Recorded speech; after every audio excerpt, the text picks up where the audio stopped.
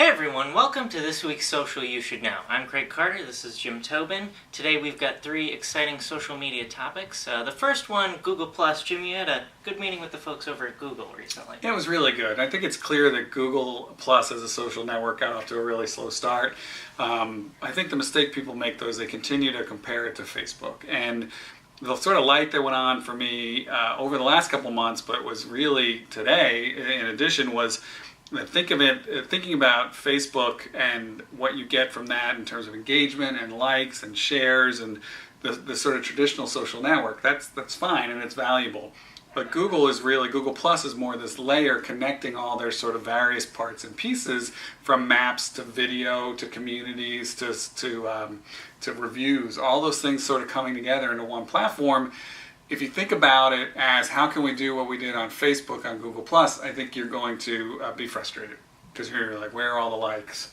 Or the plus ones, sorry. But if you think about it differently, of what does this allow us to do differently to encourage social sharing, I don't think even Google thinks they're done yet with that kind of stuff. But as long as they're the search giant, and as long as what you do on Google+ impacts search, it's something you just got to keep paying attention to. Yeah, it's encouraging to see that they're putting a lot of effort into it. I think a lot of social networks seem to give up when it doesn't get traction. Yeah, and Google gave up on Jaiku and Buzz and Wave and product after product, but it's very clear they're not giving up on this one because they don't view it as a product like a Jaiku. They view it as the connection of their products. How do you give up on connecting your products? Yeah. You just can't. Exactly. So a recent study came out that explored the science of why certain headlines work and why certain ones don't. Right.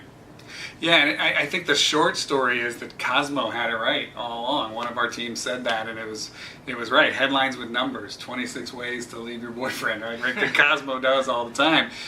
They really work better than some other headlines. And I mean, you're a copywriter. What'd you take from that?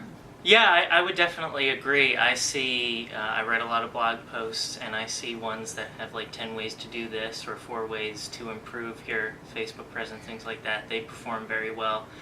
I think there's something about numbers that just catch people's eyes, and people love lists. Yeah, and the word "you," word "you" grabs people, and I think this not only applies to headlines, like article copy, but also to community management and to getting people to react and to like and to share, and the phrasing of that is art and science, and that's why you have really good community managers and really good pages, and pages that just don't move. You either get it or you don't, and this was some good backup to people who get it, to share it with those people trying to edit their stuff who don't really get it.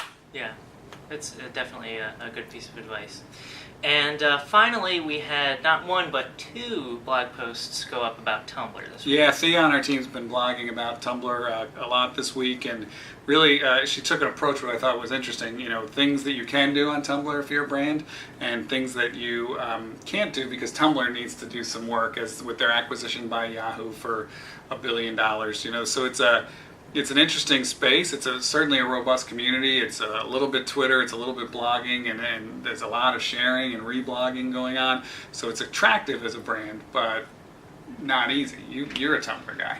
Yeah, I definitely like to consume. I'm not as much as a producer of content so much.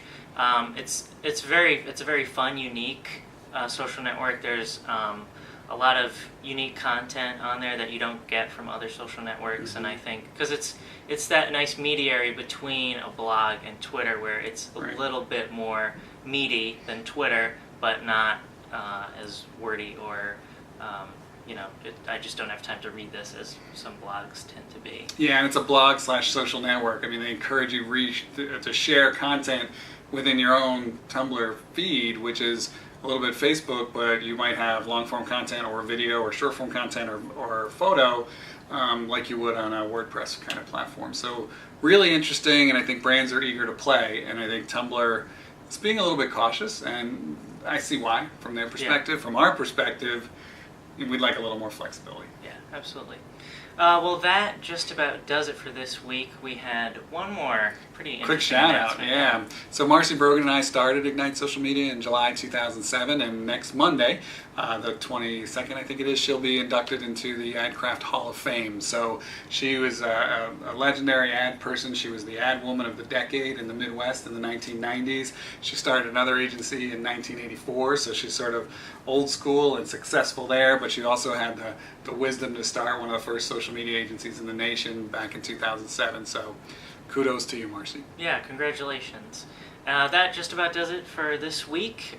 You can subscribe to the Social You Should Know weekly email at ignitesocialmedia.com, and you can follow us on Twitter at IgniteSMA.